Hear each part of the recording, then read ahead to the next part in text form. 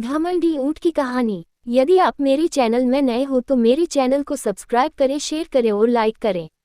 धन्यवाद। बहुत पुरानी बात है। एक गांव में एक कारीगर रहता था। वह अत्यंत गरीब था। उसके पास एक टूटा फूटा घर था, परंतु जमीन नहीं थी। वह बहुत मेहनत करता था, किंतु उसे इतने पैसे नहीं मिल पाते थे कि वह अच्छे से अपना घर चला सके। गरीबी से तंग आकर कारीगर ने सोचा कि यह गांव छोड़ दूं और किसी दूसरे शहर जाकर वहां नया काम धंधा शुरू करूं। कारीगर जब अपना गांव छोड़कर जंगल के रास्ते शहर जा रहा था, तब उसे रास्ते में एक बीमार ऊंटनी दिखी। ऊंटनी का एक छोटा सा बच्चा भी था जो ऊंटनी के आसपास घूम रहा था। कारीगर ने जब ऊंटनी की यह हालत देखी तो उसे ऊंटनी और उसके बच्चे पर दया आ गई। कारीगर ऊंटनी और उसके बच्चे को अपने साथ लेकर वापस अपने गांव घर आ गया और उसने जड़ी बूटियों से ऊंटनी का इलाज किया। जंगल से पत्तों भरी हरी भरी कोम्पलों वाली शाखाएं काटकर ऊंटनी को खिलाई। ऊंटनी कुछ दिनों में ही ठीक हो गई। अब कारीगर के बच्चे और ऊंटनी का बच्चा ऊंटनी का दूध पीकर बड़े होने लगे।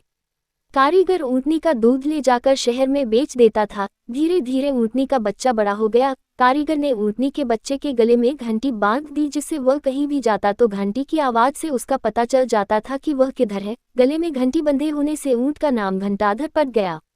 ऊंटनी का बच्चा बड़ा होने पर कारीगर की माल ढुलाई का काम करने लगा, जिससे कारीगर की आर्थिक स्थिति में बहुत सुधार हुआ। कारीगर ने दूसरे गांव जाकर एक ऊंटनी और खरीद ली। कुछ ही दिनों में कारीगर के पास बहुत से ऊंट, ऊंटनी और उनके बच्चे हो गए। इससे कारीगर का व्यापार चल पड़ा। कारीगर ने अपने यहाँ काम करने के लिए कुछ मजदूर लगवा लिए और नया घर बनवा लिया। कारीगर घंटाधर से बहुत प्यार करता था, इसलिए वह दूसरे ऊंट, ऊंटनी की तुलना में उसे विशेष महत्व देता था। इधर घंटाधर को घमंड हो गया कि वह दूसरे ऊंट, ऊंटनी से अलग है। वह अपने आप को दूसरों से विशेष समझने लगा। घंटाधर जब भी पत्ते खाने के लिए जंगल जाता तो दूसरे ऊंटों से अलग हो जाता था। इस प्रकार घंटाधर के घमंड के कारण वह सबसे अलग थलग रहने लगा।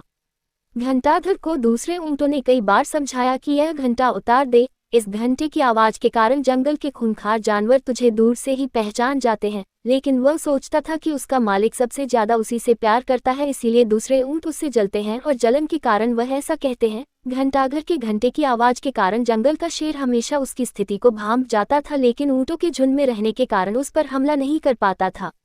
एक दिन सभी ऊंट जंगल से पत्ते खाकर वापस लौट रहे थे। घंटाधर अपनी ही मस्ती और घमंड के कारण जंगल में सबसे अलग चल रहा था और दूसरे ऊंटों से बहुत दूर हो गया। शेर ने घंटाघर के घंटे की आवाज से उसका पीछा किया और उसे अकेला पाकर उस पर झपट्टा मार उसका शिकार कर लिया। इस प्रकार घंटाधर ऊंट अपने घमंड के कारण मारा गया। शिक्षा। घमंडी ऊंट की इस कहानी से हमें शिक्षा मिलती है कि कभी भी अपने घमंड के कारण दूसरों की अच्छी बातों की अनदेखी नहीं करना चाहिए। पूरी कहानी सुनने के लिए धन्यवाद।